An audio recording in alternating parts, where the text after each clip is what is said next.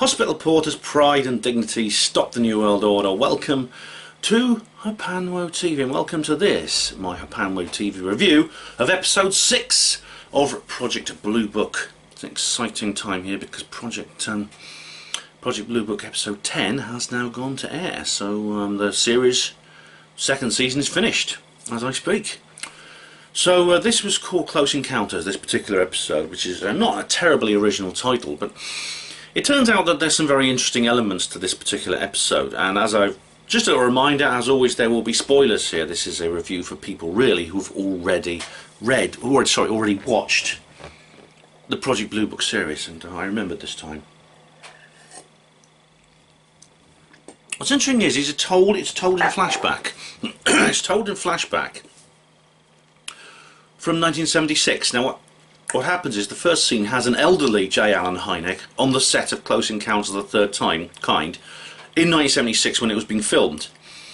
Now if you watch the DVD version of Close Encounters, it's always worth getting these things rather than just watching it on Netflix, because there's some featurettes, at least on the version I've got. There are some featuresques and a bonus disc which tells you the story of the making of Close Encounters. Close Encounters, as I've said before, I talked about it I think on a previous video in this series, is a definitive UFO movie. It's one of the greatest of all, and it's inspired many people. Paola Harris has spoken about how she, watching this film when it first emerged, really set her on the course that her life currently has. She found it very intensely moving, and it's transcendental virtually. It is. A lot of people have that kind of feeling towards it. Now, the setting is actually the final climactic scene where there's this meeting between a group of government officials from France, the United States, and several other people, and the extraterrestrials.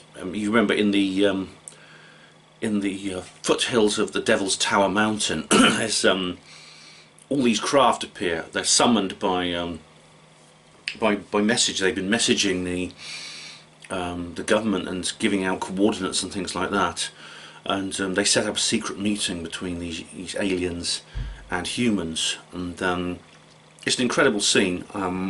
As I said previously, it's rather sugary. I think once you start getting involved in the UFO scene, you pretty soon realise that the reality is actually far darker and more malevolent than it's portrayed in the movie, both on the side of the aliens and the side of the people involved as well. On both sides you have very different kinds of attitudes and behaviours and agendas. As I said, it's like it's actually quite naive and quite twee the way they're so nice, you know. We're going to, some people are broken loose, some of these prisoners are broken loose from the base, and they're making their way to the landing site. All right, you may call it extreme. We're going to dust them with sleeping gas. Yes, they'll fall asleep. They'll wake up in the morning, have a bit of a headache. Oh, no, I know you may think it's going too far, but oh, come on, needs must, gentlemen, let's go. No, you see, in reality, it wouldn't be sleeping gas. They'd be dusting them with it. Would be something that would kill them, or they'd be shot or something like that. Oh, God knows. I mean, but you see, as I said, Close Encounters is still, I think, a great movie, because it's a bit of escapism which is necessary, and it does a lot to diffuse some of the material which is just too dark. I think there's perhaps some that's a little bit excessive on the other side. For example, Independence Day, which is a bloody horrible movie. It's rubbish. I mean, it's not only technically, in terms of technical quality, it's much worse than Close Encounters, which is very well made, very expertly made. It's also, in terms of its content, it's so anti-intellectual. It's a terrible film, Independence Day. It really is. So I think it's nice that there is this this very benign film to kind of offset some of the excessively and inaccurately dark and disturbing elements of the UFO phenomenon as well. I think that's a good thing. As I think excessively optimistic as it is, it's a film that really should be watched by everyone who's interested in UFOs, because it is, even though it is a fiction, it's an imaginary story about this secret meeting between the government officials and UFOs. It's also about ordinary people, because as I explained, there's some characters, some of the characters are, they basically gate crash the whole event because they have been summoned themselves by the aliens through telepathic communication after they themselves had encounters. One woman had her child snatched. She has a toddler, a little boy, aged about 3. He's snatched by the aliens. There's a scene where he's dragged out through the cat flap, and it's quite scary, that bit, actually. I remember when I was really very small when I first saw the film, and I found that very frightening. It gave me nightmares. I wasn't much older than the little boy in the film, and yeah, it was quite disturbing. And the other is a working class family man who's an electrician for a power company, who himself, he starts to experience what his wife thinks are delusions. He eventually runs off and takes the kids with him because she's terrified of his behaviour. But all that's happening is he's having telepathic communication, these very powerful inklings which are placed in his mind by the aliens, so that he comes to the meeting as well. It's the aliens who summon these people, and 2 of them make it through, and then of course at the end they return all the people they've kidnapped, all in one piece, all perfectly healthy. Although some of them, your time's gone. Some of them were taken a long time ago, and they're still young. They haven't aged, and they give back the little boy as well. So. But interestingly, that was filmed. I mean, like I say, if you get the DVD of this, it's worth seeing. This was filmed all indoors. I mean, it's an outdoor scene. You see stars in the sky above, you see the mountain behind it, but the place where all the action takes place in that final scene is inside a warehouse. And Spielberg reports it was incredibly hot in there with all the lights, and you just step outside the door and there's like a car park. It's all completely normal. And he kept having to mop the sweat off all the actors' brows before each take. It's like, but of course, Hynek appears in that scene. He appears in that scene. There's a brief shot of him just for a couple of seconds, smoking his pipe and looking with wonder upon the mothership. And because he was the technical consultant to this film, and essentially Spielberg, and he helped make it. He helped Spielberg make this film. And indeed, in terms of the nature of the UFO phenomenon, you could see, if you know about UFOs, how well Spielberg has done his homework about the kind of things that was involved here. I mean, previous films on aliens were really rather amateurish by comparison. You know, you had these rather strange, lumpy beings, which were sort of ex-American football players with like green contacts over their eyes, mumbling incoherences about revenge being a dish best served cold and things like that. And then suddenly, and they were always spoke perfect English, of course. And then suddenly, you get like a properly made film about aliens, which is based on actual evidence. It's like a breath of fresh air. And this is the scene. This is how the episode begins with an old Hynek. He's an elderly man with a big white beard and smoking a pipe. If you've seen the film, you know what he looks like. He and Mimi's also like done up to look older. Although I must say, that's not done very well. I must say, you're putting a bit of grey hair on a guy and giving him a beard. She's just got like an older lady's hairstyle. But apart from that, they look pretty much the same. So not a lot of effort was really put into aging these guys for this particular scene. And he's walking around the set, smoking his pipe, and there's this. Of course, there's the door of the mothership behind it, and somebody walks past dressed in the alien costume. There were three kind of types of alien in that final scene. There was the big spindly, long-haired one, or long-armed one, which comes out first, which appears to be floating in the air. Again, this is based on real research. Then comes the little greys, the short greys, which have these. I suppose that it was in the 70s. They didn't have the best special effects in the world, but they had these like plaster cast masks on. And this is the one you see walking past Hynek in this particular scene. And then out comes the tall grey, which is a stop motion. It's a stop motion puppet, basically.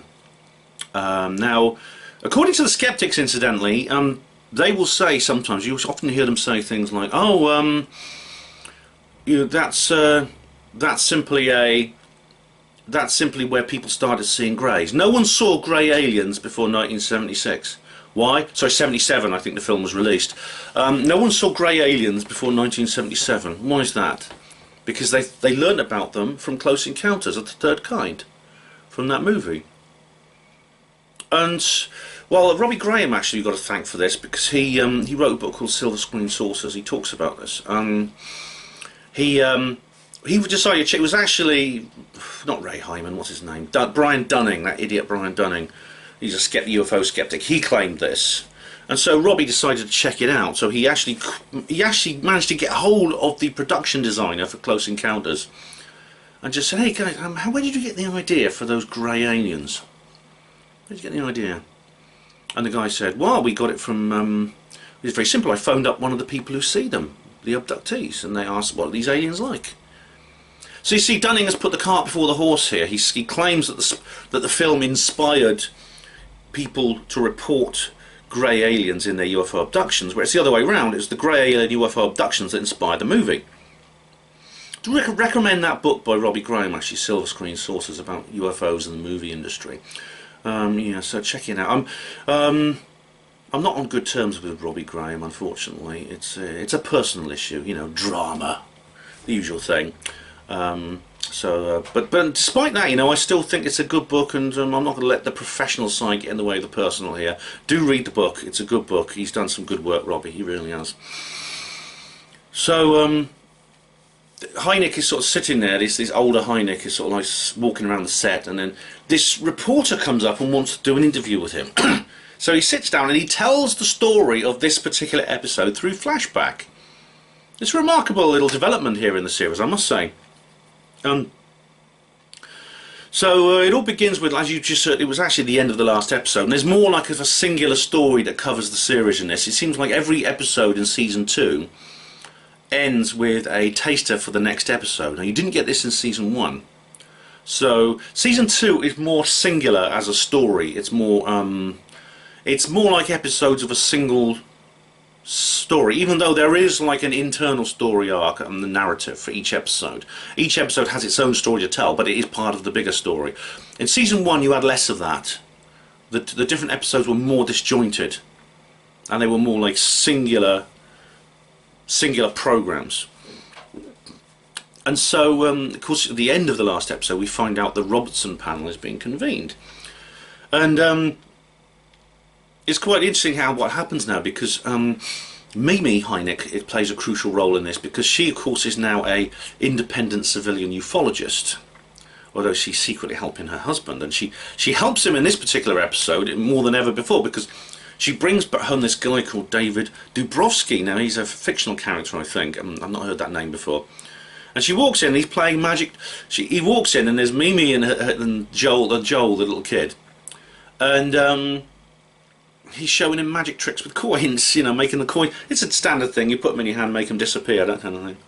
And anyway, he's a character a little bit like me, actually. He's a little bit slightly eccentric, very enthusiastic, always like quite idealistic, and he tries to persuade Hynek and Quinn that he's seen a UFO, and he shows them a photograph of a flying saucer that landed, and they're like little aliens walking around underneath it.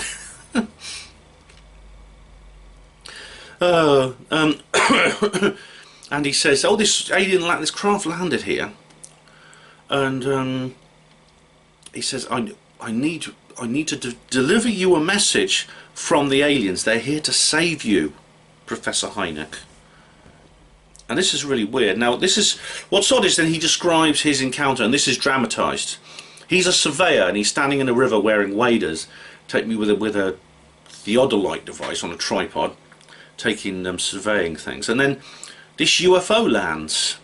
It's such an odd case. I do wonder if it's actually based on a real one. I'll have to check that out. I've not heard about it before, but it wouldn't be surprised if it is. But it doesn't really matter actually in the case of the story. But you get like what happens is what's interesting is you get like the Oz factor. This was something that was first identified by Jenny Randalls, which is where people sometimes report, like when they have these encounters, these close encounters, that it's not just a UFO lands or they see aliens. It's that their entire surrounding changes. Now this, I actually spoke to a lady who lives in the northeast of England, and she's quite senior in local government, so she doesn't want to go public. But I actually personally interviewed a lady, I think I mentioned this on one of my Truth Seekers Northeast videos, who had an encounter at her house. Literally, this craft flew over her house, and she told me about it. She was very keen that I don't reveal her identity, and I won't. But she had this weird encounter, and she describes the same thing. She said things like, the noise from a nearby river, I couldn't hear it. I couldn't hear any noise from the road. It's like all sounds went quiet. So the Oz factor seems to be like, it comes from the Wizard of Oz, like when Dorothy's taken to another world. It feels like when people have encounters with UFOs, it feels like they enter a different world. Their entire surroundings, even the normal things, are not quite the same. And the Oz factor is quite a common feature of close encounters, and this guy reported it. But what's weird is he seems to know an awful lot, which he says he learns from the aliens. For example, he knows about Quinn. He knows about Quinn's encounter because, of course, in episode 10 of season 1, Quinn is sent up because he's a pilot as well as a UFO guy. And he was sent up as part of a squadron to investigate the sightings above Washington DC in July of 1952. And he has an encounter there. He sees his own UFO at that moment. And so Quinn says, how do you know about that? How does he know? And of course the implication is the aliens told him. And indeed the same goes for the Robertson panel itself. This has not been publicised yet. It's not been published. So how does he know? How do these people know these things? How does this man, David Dubrovsky, how does he know this? How would an alien abductee know about things that are classified? And this, I think, piques their interest. Now, then it cuts to another scene, and you get the return of Ed Rizzuto. Now, he's not appeared in it since an episode in season 1, but he is a guy who's actually he's a master sergeant in the US Air Force, I believe, or the Army, and in season 1 it's revealed that he is a spy, and he's one of the ring of spies being controlled by Susie. The difference is, I mean, he's actually he's not like just one of her agents that she's manipulating unknowingly. He has been recruited to the KGB openly, and he does it for ideological reasons, as he says to Quinn. He says, you know, communism's the future whether you like it or not. You better get on board now. Things like that, you know. I didn't notice this in the previous episode, but of course the photograph she shows, and I didn't notice this, but I should have done, is Ezra Zuta. She says, do you remember at the end of the last episode, she tells her handler, this KGB godmother, who's basically her own handler, her own controller, her supervisor. Basically, the reason Susie gets off from being killed is because she says to this woman, this man used to work for us and now he's working for the Americans. I'm going to kill him for you. Okay, then we're even. That's the deal. You let me go. Don't try to kill me anymore. So Susie then goes to him, and I thought, oh my God, this is it. She's going to kill him, but she doesn't. She decides to do a deal with him to get her daughter out of the Soviet Union, because she's obviously undercover in America. She can't go back. She's already killed her previous controller, if you remember from season 1. She shot him in the car. She can't go back now, but she wants her daughter. That's the thing. The funny thing is, Rizzuto then announces essentially that he's renegade too. He's no longer working for the Americans. He's had a change of heart. But then it gets confusing later on. I'll come to that. But anyway, Quinn and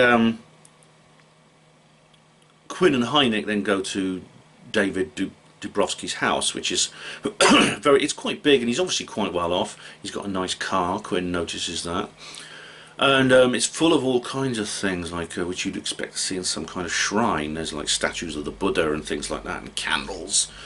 And it's I suppose this is where he wouldn't be like me. I don't think I would decorate my own place. I don't decorate well, I don't really decorate this room at all. Well, you can see how I decorate this little nook which I use as a studio. But generally speaking, my bedroom is a typical bachelor pad kind of man cave, you know, piles of books, piles of DVDs. You've seen it, haven't you? The famous yellow bucket with my dirty socks in, yeah, you know. But you know, I don't think I would, if I had a bigger place, I don't think I'd decorate it any differently. I don't think I'd make it any neater. So basically, David is absolutely convinced by what he's saying. He shows them the photograph. They get the photograph analysed later on, and the photographic expert at Project Blue Book, she says, "Oh, it's genuine. It's genuine, definitely genuine." But what's weird is this crop circle appears in the garden, while and David says, "It's a message for you, Dr. Hynek." He keeps saying things like this. He's always convinced the aliens. He won't go into details. He won't be explicit, but he keeps saying, "Dr. Hynek, I'm here to save you. The aliens want to save you," and things like that. He even says what planet they come from. I can't remember what that one is. But anyway, this crop circle appears in the garden. Now, what's weird is David then takes them into his house and he gets out this book of symbology. I think it might be that book by Manly P. Hall or something like that, Secret Teachings of All the Ages. And he says, "Oh, it's an ancient Greek symbol. It means the three of us have to work together," and something like that. I don't know how many people noticed this, and this is not explained in the series, or so far in the series. But the symbol is like a double triangle, a triangle with a triangle inside it, with three lines going from the flat sides into the apex with circles on them. That's the symbol of the crop circle. That's the symbol in the mind control laboratory that Hynek saw in season 1. I don't know how many people noticed that or remembered that. It's the same symbol. That's not mentioned in the series, and what Hynek came across in that abandoned fairground, if you remember in season 1, had nothing to do with what Dan, the CIA man, was doing. Because that was in the last episode and the one before, where he's running a psychic laboratory full of white walls and there's the remote viewers and things like that. This is something entirely different. However, Dan told them that this is all to do with MK Ultra. So I don't know what's going on there. But anyway, that's the symbol. I mean, it may be alluded to in future episodes. But the mind control symbol that Hynek sees embedded in the grass, it's actually not crop, it's a this grass circle in Dan's garden, is the mind control symbol.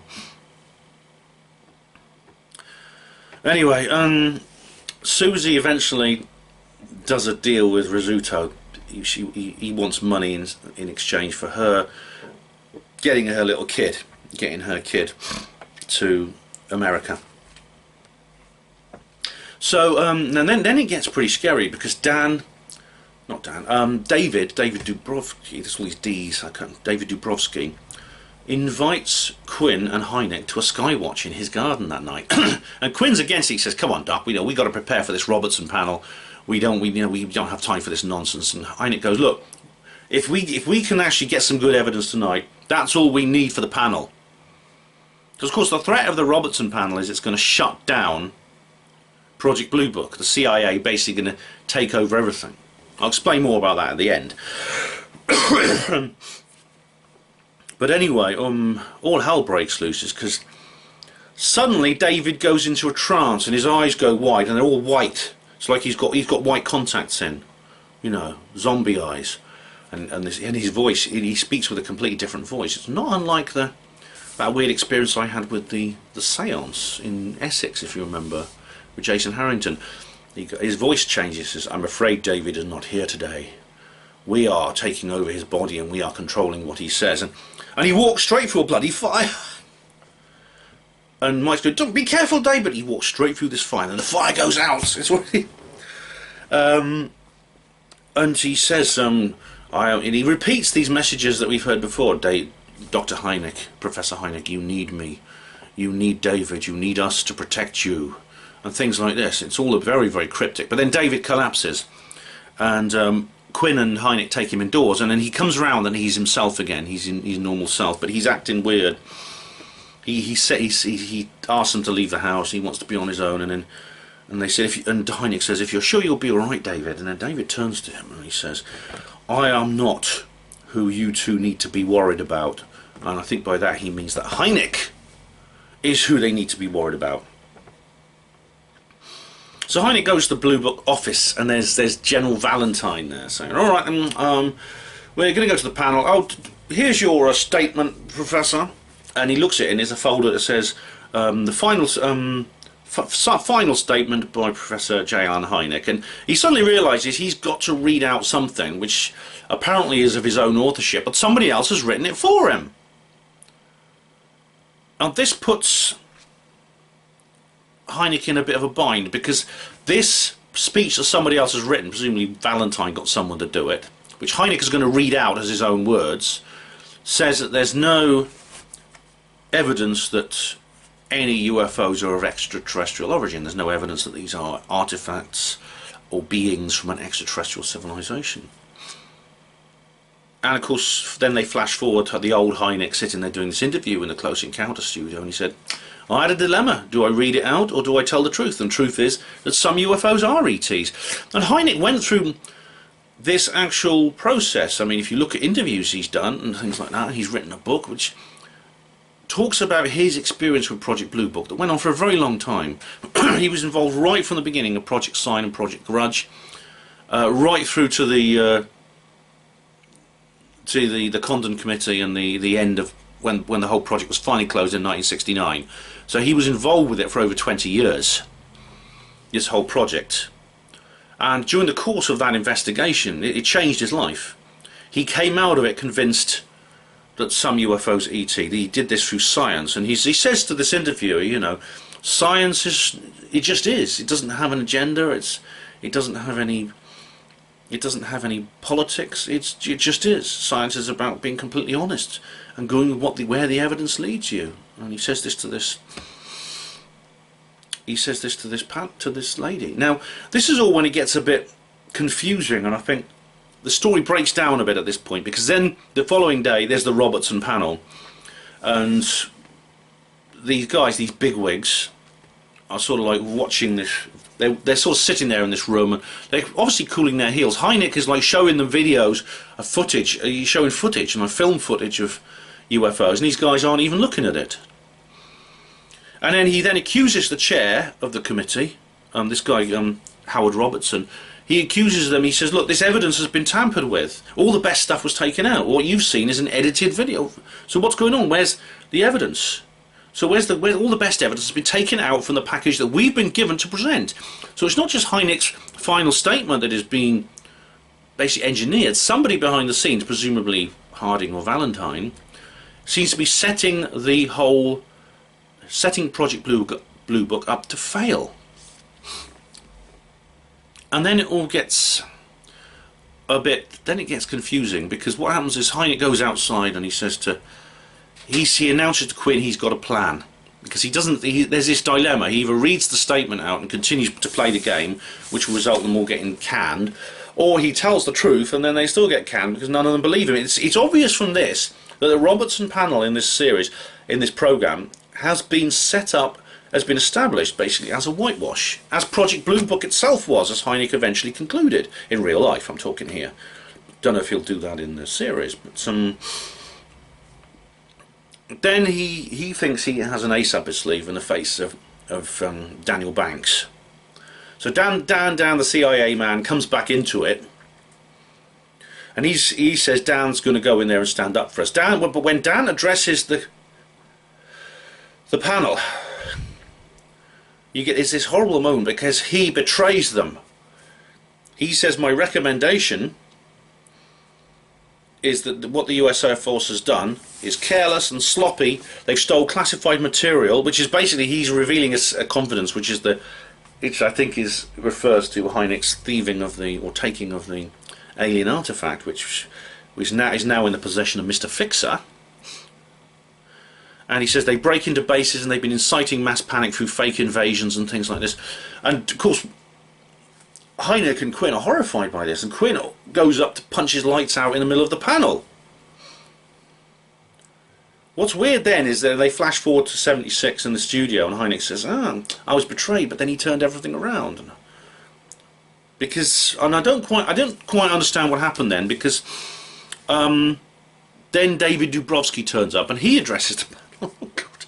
He takes the stand, he does a speech where he says, "Ladies and gentlemen," he says, "I can tell you for certain that I am an alien. And these creatures come from the planet Vesuvio," or something like he says what these aliens come from. And he says, "I see them all the time, and they visit me," and things like that. Now bear in mind that no one on this panel has seen him go into a trance and channel the previous evening. He takes his stand, and he gives the panel his alien abduction experience. He doesn't present any evidence, he just tells the panel what he told Quinn and Hynek. Then Quinn does a speech where he does this eloquent speech where he says, "Look, you want to close us down? Well, the Project Blue Book has actually calmed the public. We've written reports, we've closed cases. Without us, the cases, well, these cases would still be open. These cases would be open, other people would be getting hold of them, they'd be investigating, they'd be doing a worse job than us, and then the people would never find out the truth. That UFOs don't exist." So Quinn is giving the party line. But then guess what, you know, the panel decide to keep Project Blue Book running. And this is rather a rather obtrusive and I think not very elegant part of the plot. I think it wrenches, do you know what I mean? If it's kind of what they call a deus ex machina. A deus ex machina means God out of the machine. And it's what you get with some writers. They will write something, and I try to avoid this. I did it once in Evans's Land in my first novel, which is probably one of the reasons why I don't like that novel anymore. I've kind of disowned it. But you want essentially to you have a plot, a story to tell. Now in a good story, it evolves naturally. So if you want to change something evolves naturally out of the story to change it. Now, if you want to put it, a more I think lazy and unsatisfying way to do it is to bring in a Deus Ex Machina. It could be one of the characters suddenly needs a lot of money, and suddenly his great uncle dies and leaves exactly the right amount he needs. Things like that. When I'm reading something like that, it feels crude. It feels unsophisticated. It's a bad story development, and I do try to avoid it as I gain more experience as a writer.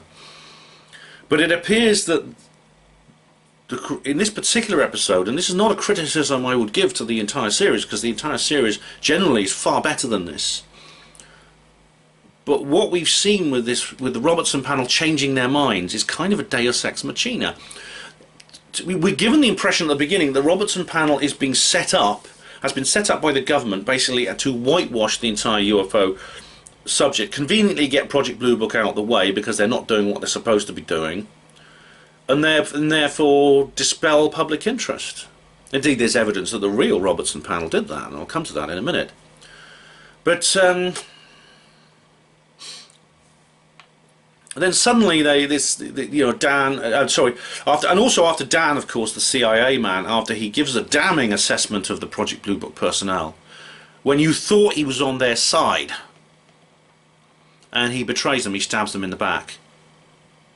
And then David, this UFO witness, comes forward and tells his story. Then Quinn does his own summing up speech. We never actually hear which speech Hynek gives, because the panel actually concludes. In the end, you see Hynek saying, "Well, that took," because he never delivers his speech because the panel concludes before then. So Quinn does the summing up, and then that's it. And then suddenly, they all have a change of heart. They all suddenly think, "Oh my goodness me!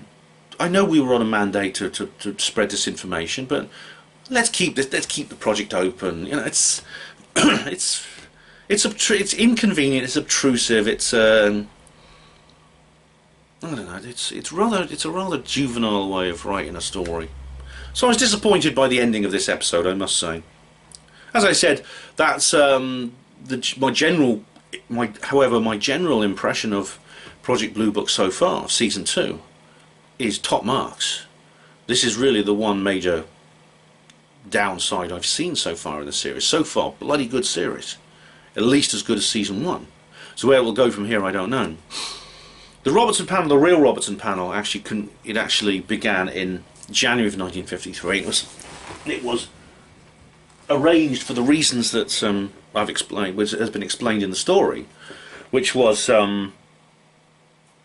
it was designed to investigate. It was set up by essentially based on a CIA report into UFOs and the work of Project Blue Book, to see if they could, if they wanted to continue with this research project, which they concluded in the end that they did.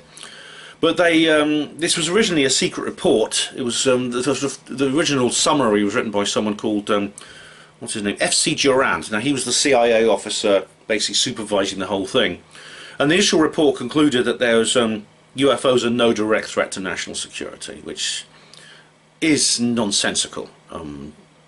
You can't, for something that can avoid our detection, whenever it wants to. When it appears on radar and they send up aircraft, the aircraft cannot intercept these things.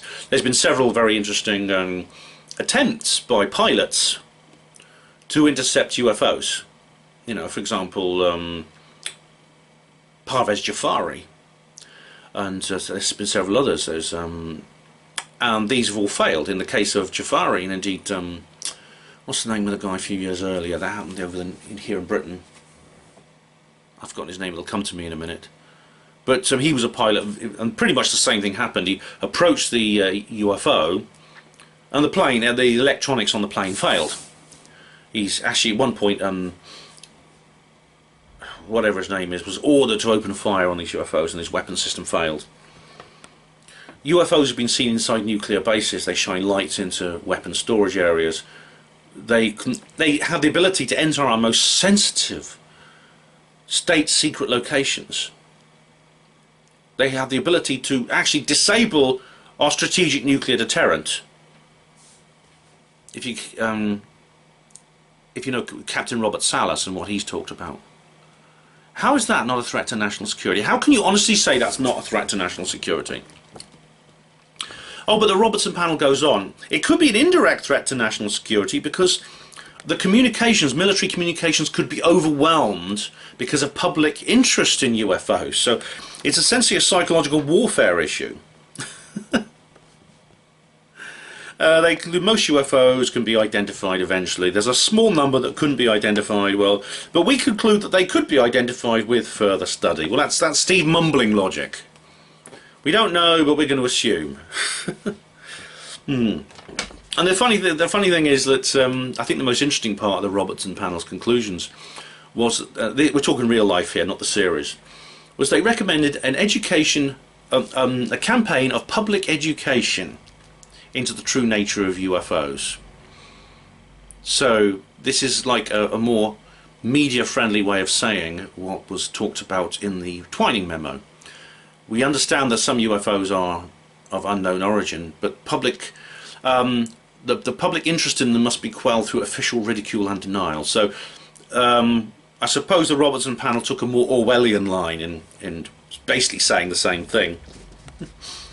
They also said, of course, that private UFO groups should be monitored, and indeed that was done. In fact, there's distinct evidence that that was done here in Britain as well. I went to the 2011 Bufora conference in London, and they talked about how in the early days, this is the oldest UFO group in Britain, the British UFO Research Association, set up in 1962, I think it was, about how MI5 agents used to infiltrate their meetings. And this ties in with Project Condign, which was it's just quite similar to the Robertson panel. Actually, it was done here in Britain. The whole issue with the Robertson panel was probably triggered by the Washington DC invasion, July 1952, which really did happen. I mean, the things which is talked about in the series, like in episode 10 of season 1, the final episode, that was real. That really did happen. People saw strange things in the sky above Washington DC. Lots of radar returns on various objects. Things like that really did happen. The Robertson panel was concerned that Soviet attempts to capitalise on US credibility might be a problem. Now, this ties in with the Cold War, and this means that the Russian side could use not UFOs themselves, but the mythology of UFOs to manipulate the minds of the American public.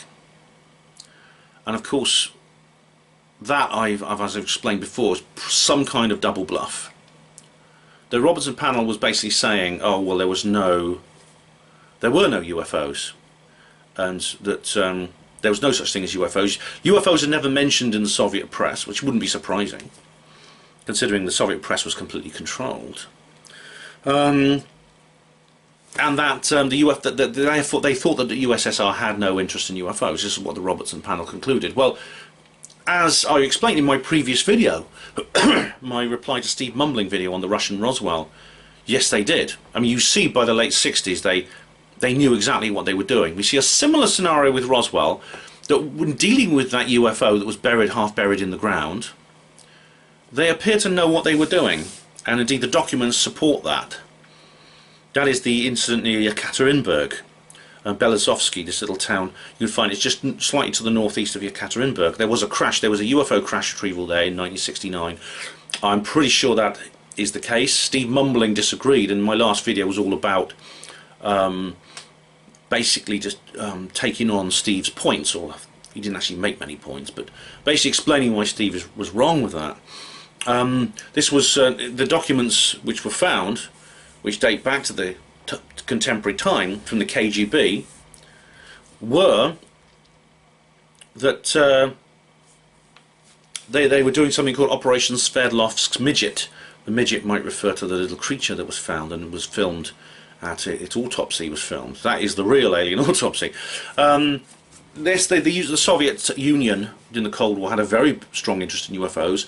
What's his name? I was going to say Nick Pope. How could I say that? Timothy Good has discovered that, in fact, the official Russian UFO Cold War investigation project was the biggest of its kind ever in the world. It involved all across the government, different departments of intelligence, military, civil service, etc. Huge project. And this was even before Sverdlovsk Midget happened. Sverdlovsk, again, the name Sverdlovsk refers specifically to this event because Sverdlovsk was the Soviet name for Yekaterinburg. I should point out that after the Soviet Revolution, that is the Bolshevik Revolution in 1917, in order to commemorate that and also to kind of have a new start, a year zero kind of attitude, a lot of Russian place names were changed. Tsaritsyn was changed into Stalingrad, and today it's called Volgograd. St. Petersburg was changed into Leningrad, which was a name it kept right up to the end of the Soviet era. And Yekaterinburg was called Sverdlovsk. It was changed to Sverdlovsk because it had something to do, or maybe it was the place he came from or was born in. But it was named after someone called Yakov Sverdlov, who was the first Prime Minister of the Soviet Union after he was an activist in the Bolshevik Revolution. Interesting, actually. I'm sure there's not a connection here. I'm sure this is just maybe a apocryphal detail. But Yakov Sverdlovsk is the grandfather of Stuart Swerdlow. Stuart Swerdlow, of course, who was the Montauk boy, who's written some very interesting books, who I find very credible. I find Stuart Swerdlow very credible. His book, I think, True Blood, Blue Blood, is essential reading for any conspiratologist in the world. His name, Swerdlow, is simply an anglicized version of Sverdlov. So when his family, I presumably, moved over to the United States, they changed their name to make it sound more Anglophonic, American English speaking. The Robertson panel also said that there was a danger from UFOs to the missile warning systems, not because aliens existed, but because the missile warning systems that America had were designed to pick up Soviet missiles coming, nuclear missiles from which the Americans would launch their deterrent. They'd launch their deterrent missiles. The idea is that the deterrent would stop the Russians from firing in the first place. Now, this seems like a bit of a contradiction, because the Robertson panel said originally that UFOs were not a threat to national security. And they probably were not ET, they were just misidentifications. They weren't Russian aircraft. They never, the panel said there was nothing Soviet about these particular. They weren't concerned in that way. Yet now they're saying these things had enough this non-existent presence, had enough of a presence to confuse NORAD, the early warning system for missiles coming in. And that could be incredibly dangerous, because if you make a mistake there and you think missiles are coming in and they're not, well, the decision could be made to fire a nuclear deterrent at Russia. And of course, once that happens, the Russians will then retaliate, and before you know it, end of the world scenario, guys. Oh God. So I'm not really. I don't really quite understand how that conclusion fits within the Robertson panel. Indeed, if you look at the Wikipedia page, which I've been studying, the terms "still unclear" come up again and again and again, as if historians are not agreed on actually what was behind the Robertson panel and why it convened. It is a mystery to this day. It's not a mystery though if you assume or you think that the government want to cover the whole thing up, spread confusion, spread disinformation, distract public opinion as they said they did. If you accept that as the motive for the government, then everything that happened at the Robertson panel makes sense. It's the key that unlocks the mystery. What's interesting about another thing I discovered about the Robertson panel, which I didn't know before, the Battelle Memorial Institute was involved in it. Now this is quite extraordinary, because you may, if you listen to HPANWO Radio, you know that I've been interviewing a lady called Dr. Irina Scott, who worked on UFO related subjects at the Battelle Memorial Institute and at the Wright-Patterson Air Force Base, which is extraordinary. She worked, for example, on strange pieces of metal that no one could identify. She would work out what their melting points were and things like that. She also had access to certain subjects that came from Italy in 1954, which looked like it was kind of like angel hair. And this sounds very much like the reports of what happened at the Fiorentina ground in 1954. Because I've done an entire video on this somewhere. I'm sure I have. I filmed it at the Manor Ground here, Oxford United Stadium. But what happened was, it was in the middle of a football match, 10,000 crowd, where Fiorentina were playing another team. I can't remember which one.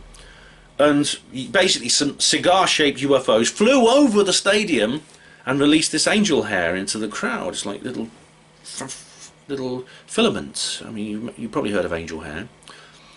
And it was written about in the fanzine. The guy who used to edit the Fiorentina fanzine, he's still alive. He doesn't edit it anymore. But apparently Fiorentina fans to this day, they know about this. 10,000 people at least witnessed that event. Now, this, of course, you could say, well, if you had that many witnesses, then it wouldn't be secret. Well, I've been into this before about how tacit collaboration. I talked before about, the bouncy castle in the middle of a town. I think I talked about that on the last video in this series. Yes, you could cover things up, even at a big football ground at the Stadio Artemio Franchi, which today is a lot bigger now. It's bigger than it used to be, but it's still, even back then in the 50s, it was a sizable football ground. So it was an interesting episode. As I said, the actual conclusion of the episode was badly done, but the episode itself is worth watching. It's very interesting. The flashback thing is I think a really neat little new element, where they have the elderly Hynek being interviewed on the set of Close Encounters. And of course, I re-watched Close Encounters of the Third Kind recently. I had this urge to watch it, and I think this is probably why.